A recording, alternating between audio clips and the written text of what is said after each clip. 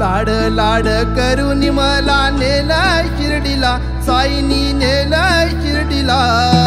लाड लाड करून मला नेला शिर्डीला, साईनी नेला शिर्डीला।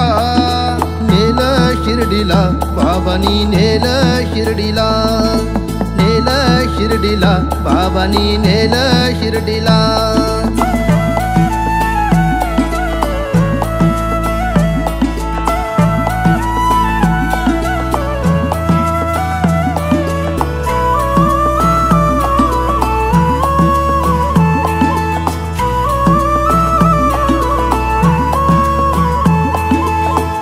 ध्यास तुझाच वास राम नामात साई, साईची छाया कृपेची माया मायेने चालत पायी।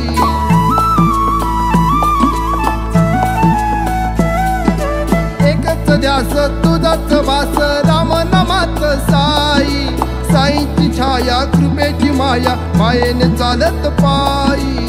लाड लाड करून मला नेला शिर्डीला, साईनी नेला शिर्डीला।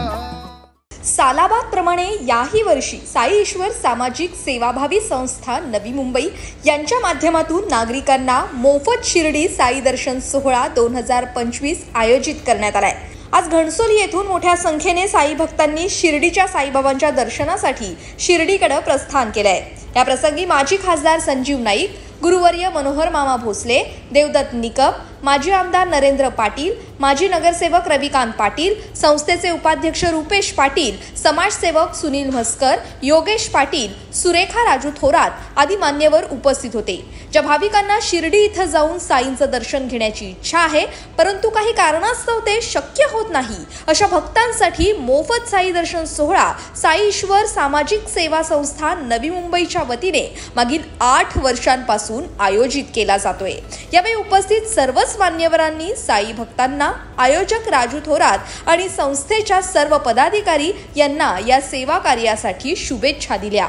आमचे परमशिष्य राजू शेठ थोरात यांनी गोड असं साई संस्थांच्या साईबाबांच्या दर्शनासाठी सर्व वार्ड क्रमांक 36 आणि वार्ड क्रमांक प्रभाग क्रमांक 14 मधील सर्व भाविक भक्त साईंच्या दर्शनासाठी राजू शेठ आणि ताई सुरेखा या दोघंही दाम्पत्य साई दर्शनासाठी समस्त साई भक्तांना घेऊन जात आहेत। तर आम्ही त्यांच्याला शुभेच्छा देण्यासाठी खासदार साहेब असतील, दादा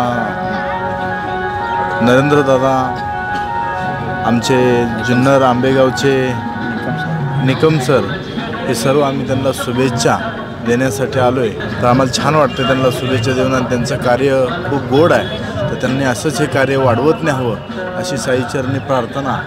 मला जे काही व्यवसायामध्ये चांगल्या प्रकारचं यश मिळते त्याच्यामधून माझ्या अन्य काही साथीदारांना देखील साईबाबांचं दर्शन घडो गेले 8 वर्ष ते हा उपक्रम राबवत आहेत। आणि आता आज देखील इथून 9 बसेस म्हणजे साधारणतः 600च्या आसपास साई भक्त इथून दर्शनाला जाणार आहेत। आणि ही सगळी सेवा विनामूल्य देण्याचं काम ते आणि त्यांचं मंडळ करत आहे।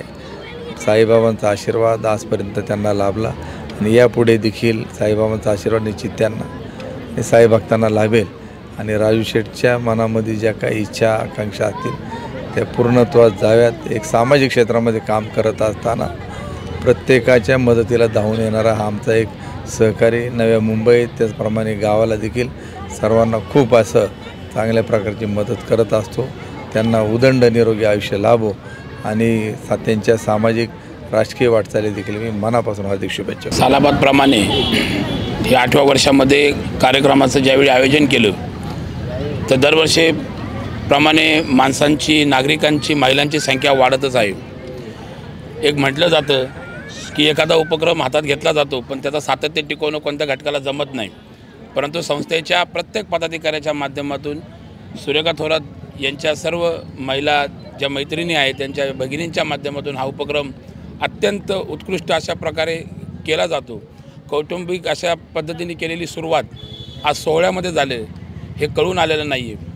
येणाऱ्या कालखंडामध्ये याच्यापेक्षा मोठा कार्यक्रम करण्याची सुद्धा संधी ह्या मंडळाच्या वतीने करण्यात येईल असे या ठिकाणी मी नागरिकांना आश्वासन देतो. 50 महिला आणि 50-60 कार्यकर्ते म्हणजे 700 जणांचा या ठिकाणी आमचा संकल्प आहे.